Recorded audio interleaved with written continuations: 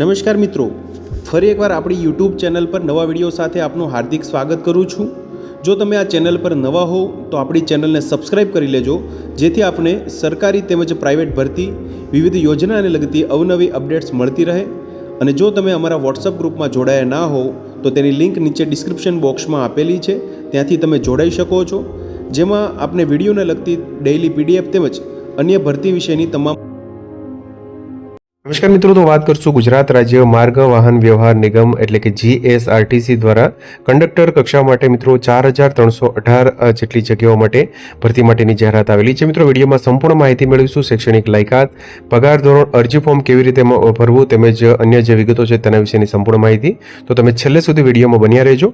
તમે જોઈ શકો છો મિત્રો, ગુજરાત રાજ્ય માર્ગ વાહન વ્યવહાર નિગમ દ્વારા નીચે જણાવેલ કક્ષાની સીધી ભરતી એટલે કે ફિક્સ પગારથી જગ્યાઓ અન્વયે પસંદગી યાદી તેમજ પ્રતીક્ષા યાદી તૈયાર કરવા માટે ઉમેદવારો પાસેથી ઓનલાઈન અરજીપત્રકો મંગાવવામાં આવે છે, જે માટે ઉમેદવારોએ https://ojas.gujarat.gov.in ની જે ઓફિશિયલ વેબસાઇટ છે નીચે ડિસ્ક્રિપ્શન બોક્સમાં આપેલી છે, ત્યાંથી ઓનલાઈન અરજી ફોર્મ ભરવાનું રહેશે। મિત્રો અહીંયા ઓફલાઈન ફોર્મ ભરાશે નહીં મિત્રો, ફક્ત ને ફક્ત ઓનલાઈન અરજી ફોર્મ છે તે ભરવાનું રહેશે।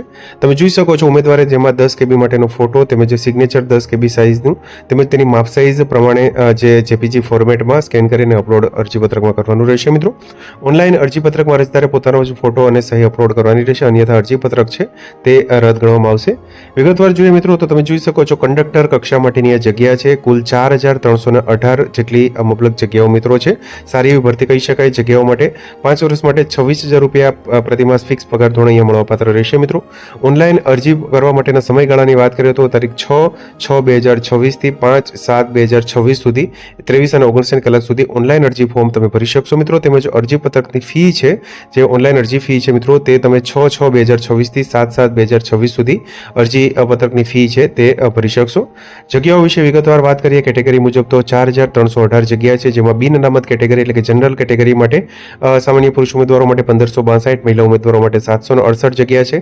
IWS એટલે કે આર્થિક રીતે નબળા વર્ગ માટે સામાન્ય માટે 308, મહિલા માટે 151 જગ્યા। SCBC જે સામાજિક અને શૈક્ષણિક રીતે પછાત વર્ગ માટે 565 સામાન્ય તેમજ મહિલા માટે 278 જગ્યા। અનુસૂચિત જાતિ એટલે કે SC કેટેગરી માટે 147 સામાન્ય, 71 મહિલા। અનુસૂચિત જનજાતિ એટલે કે શેડ્યુલ ટ્રાઇબ્સ ST કેટેગરી માટે 314 સામાન્ય, મહિલા માટે 154। માજી સૈનિક એક્સ સર્વિસમેન માટે 431 જગ્યા અહીંયા રહેશે। મિત્રો વિગતવાર સૂચનાઓની માહિતી મેળવીએ તો ઉપરોક્ત દર્શાવેલ જગ્યાઓ માટે જગ્યાઓની સંખ્યામાં વધઘટ કરવાનો નિગમને અબાધિત અધિકાર રહેશે। મિત્રો હક રહેશે। તેમજ જાહેરાતમાં દર્શાવેલ અનામતની જગ્યાઓ રોસ્ટર પદ્ધતિ બાબતેની નીતિ અને નિયમ ટકાવારી અનુસાર ફેરફાર સુધારો કરવાનો નિગમને અબાધિત હક રહેશે।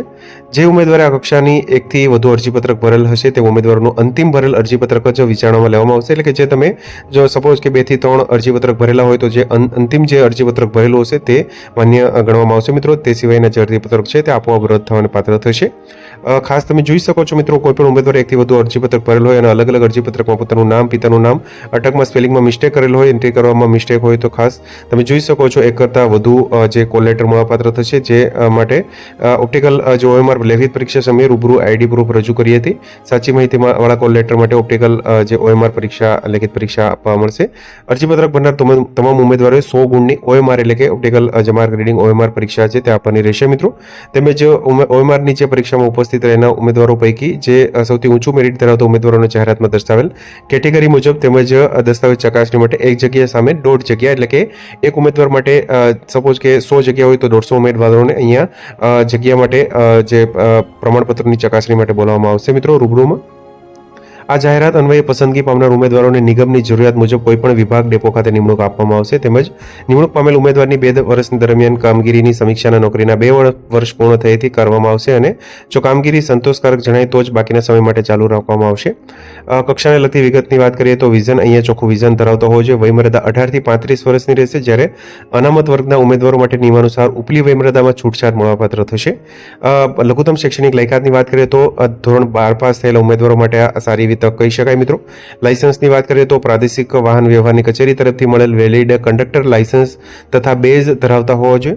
ભરતી પ્રક્રિયાના વેઇટેજની વાત કરીએ તો 100 ગુણની OMR પદ્ધતિથી સ્પર્ધાત્મક લેખિત પરીક્ષા માટેના વેઇટેજ ગુણ પાસ થવા માટે લઘુત્તમ કોઈ ગુણે ધ્યાન રાખવામાં આવશે નહીં, એટલે કે વેઇટેજ 100% અહીંયા OMR પદ્ધતિથી રહેશે મિત્રો. OMR પદ્ધતિ જ અહીંયા પરીક્ષા પદ્ધતિના આધારે જ અહીંયા પસંદગી થશે મિત્રો, એટલે કે ફક્ત ને ફક્ત અહીંયા OMR જે પદ્ધતિથી જે પરીક્ષા લેવામાં આવશે તેની 100% અહીંયા વેઇટેજ રહેશે. જે વિગતવાર સિલેબસ પણ અહીંયા આપેલો છે મિત્રો, 1 કલાકનું પેપર હશે 100 ગુણનું, જેમાં 20 માર્ક્સનું સામાન્ય જ્ઞાન, ગુજરાતનો ઇતિહાસ, ભૂગોળ, ગુજરાતના વર્તમાન બનાવો ધોરણ 12 કક્ષાનું, રોડ સેફ્ટી 10 માર્ક્સનું, ગુજરાતી વ્યાકરણ ધોરણ 12 કક્ષાનું 10 ગુણનું, અંગ્રેજી વ્યાકરણ 10 ગુણનું, તેમજ quantitative aptitude test of reasoning 10 ગુણનું 12 કક્ષાનું, નિગમને લગતી માહિતી 10 ગુણનું, મોટર વ્હીકલ એક્ટની પ્રાથમિક જાણકારીના પ્રશ્નો 10 ગુણ, કોમ્પ્યુટરના ઉપયોગી પાયાની જાણકારીના પ્રશ્નો 20 ગુણ, કુલ મળીને 100 ગુણનો અહીંયા રહેશે. જાહેરાતમાં દર્શાવ્યા મુજબ સિલેબસ મુજબ 100 ગુણની 100 પ્રશ્નોની OMR પદ્ધતિ લેવામાં આવશે, જેમાં 1 કલાકનો સમયગાળો રહેશે. OMR પદ્ધતિની સ્પર્ધક પરીક્ષામાં લેખિત કરવામાં 0 કે તેથી ઓછા ગુણ ધરાવનાર ઉમેદવારોનો દસ્તાવેજ ચકાસણીને પાત્ર થશે નહીં મિત્રો. તેમજ તમે જોઈ શકો છો લઘુત્તમ અહીંયા જે કોઈ ગુણ ધ્યાને રાખવામાં આવશે નહીં મિત્રો. સદર પરીક્ષાના પ્રશ્નપત્રમાં અભ્યાસક્રમનું ધોરણ, વિષયવસ્તુ ગુજરાત માધ્યમિક અને ઉચ્ચતર માધ્યમિક શિક્ષણ બોર્ડના ધોરણ 12ની કક્ષાનું સામાયિક જ્ઞાન, લઘુત્તમ શૈક્ષણિક લાયકાતના વિષયોને અનુરૂપ પ્રશ્નપત્ર રહેશે મિત્રો. તેમજ દરેક પ્રશ્નનો એક રહેશે. ગુજરાતીમાં જે અંગ્રેજી વ્યાકરણ સિવાય ગુજરાતીમાં પેપર છે તે પરીક્ષાનું માધ્યમ રહેશે મિત્રો. નેગેટિવ માર્કિંગની વાત કરીએ તો અહીંયા જે પ્રત્યેક જવાબ દીઠ જે ખોટો જવાબ માટે તેમજ ચેકછાક માટે અને વધુ વિકલ્પ પસંદગી માટે 0.25 ગુણ છે તે અહીંયા નેગેટિવ માર્કિંગ રહેશે મિત્રો.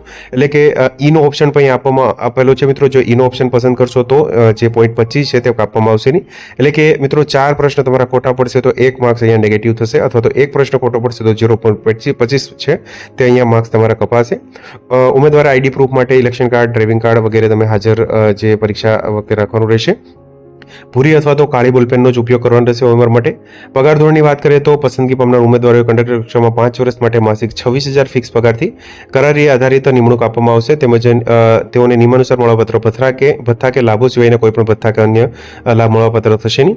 ત્યારબાદ 5 વર્ષની સેવાઓ સંતોષકારક રીતે જણાય કંડક્ટર કક્ષાનો નિગમના પ્રવર્તમાન મૂળ પગારના અમલમાં હોય તે પગારથી નિયમિત નિમણૂકને પાત્ર થશે. વયમર્યાદાની અનામતની વાત કરીએ તો બિન અનામત કેટેગરી માટે પુરુષ ઉમેદવારો માટે વધુમાં વધુ 35 વર્ષ, મહિલા માટે 40 વર્ષ, અનામત કક્ષા માટે 40 વર્ષ, વધુમાં વધુ મહિલા માટે 45 વર્ષ, માજી સૈનિક માટે 45 વર્ષ પુરુષ માટે, મહિલા માટે 45 વર્ષ, દિવ્યાંગ ઉમેદવારો માટે 45 વર્ષ રહેશે મિત્રો.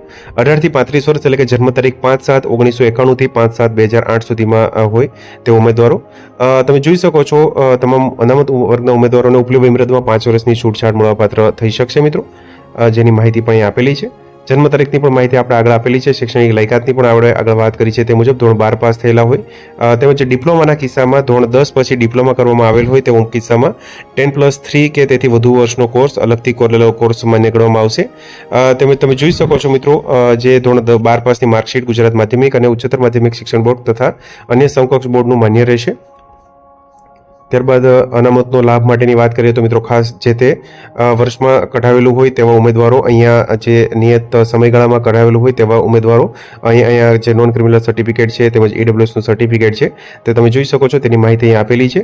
એટલે કે તમે જોઈ શકો છો મિત્રો જે ACBCનું સર્ટિફિકેટ છે તે 1/4/2024 અરજી કરવાની છેલ્લી તારીખ 5/7/2026 સુધીમાં મેળવેલું હોય તેવું પ્રમાણપત્ર, અથવા તો EWS માટે પણ અહીંયા એ રીતનું સર્ટિફિકેટ છે ખાસ કઢાવેલું હોય તેવા ઉમેદવારો માટે માન્ય રહેશે મિત્રો કે તે અનામતનો લાભ મળશે.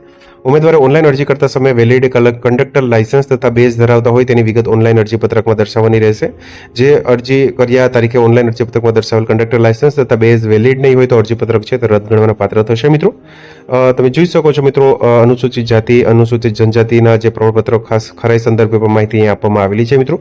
માજી સૈનિક ઉમેદવારો, દિવ્યાંગ ઉમેદવારો માટે જે ખાસ 40% માટેનું છે તમે જોઈ શકો છો મિત્રો, અહીંયા સંપૂર્ણ માહિતી છે. દિવ્યાંગ ઉમેદવારોએ ધ્યાને લેવાનું કે કંડક્ટર કક્ષાની ફરજો પણ અહીંયા આપેલી છે તે મુજબ ખાસ ફોર્મ ભરવાનું રહેશે મિત્રો. જે એલિજિબિલિટી દિવ્યાંગતાનો પ્રકાર મુજબ અહીંયા જગ્યાની કેટેગરી મુજબ પણ માહિતી આપેલી છે મિત્રો. વિગતવાર તમે અભ્યાસ કરીને ત્યારબાદ જ ફોર્મ ભરવાનું રહેશે મિત્રો. જે વિધવા ઉમેદવાર, મહિલા ઉમેદવાર, રમતવીર માટે પણ માહિતી આપેલી છે મિત્રો. NOC એટલે કે ગુજરાત સરકાર શ્રીના કર્મચારી હોય, સરકારી, અર્ધ સરકારી, સરકાર હસ્તકના કોર્પોરેશન કંપનીમાં સેવા બજાવતા અધિકારી કર્મચારીઓ નિગમની જાહેરાતના સંદર્ભમાં ઓનલાઈન અરજી કરી શકશે. તેમજ તેની જાણ ઉમેદવારે પોતાના વિભાગ ખાતાને અરજી કર્યાની તારીખથી 7 દિવસમાં અચૂક કરવાની રહેશે તથા NOC મળવાનું રહેશે. રૂબરૂ દસ્તાવેજ ચકાસણી તમે નમૂનાનું જે NOC છે છે નીચે આપેલું છે એ પ્રમાણે કઢાવવાનું રહેશે તેમજ રજૂ કરવાનું રહેશે. અહીંયા એનઓસીનું ફોર્મેટ આપેલું છે મિત્રો. ઓનલાઈન પ્રોસેસ ફીની વાત કરીએ તો અહીંયા બિન અનામત કેટેગરી માટે ₹300 પ્લસ GST. અનામત વર્ગના ઉમેદવારો જેમાં તમામ મહિલા, SC/BC, SC, ST માટે અહીંયા ₹200 પ્લસ GST છે તે અહીંયા ભરવાની રહેશે મિત્રો. ઓનલાઈન પ્રોસેસ ફી ભરવાની રહેશે એટલે ઓજાસની જે વેબસાઇટ છે તેના પર પણ તમે ભરી શકશો.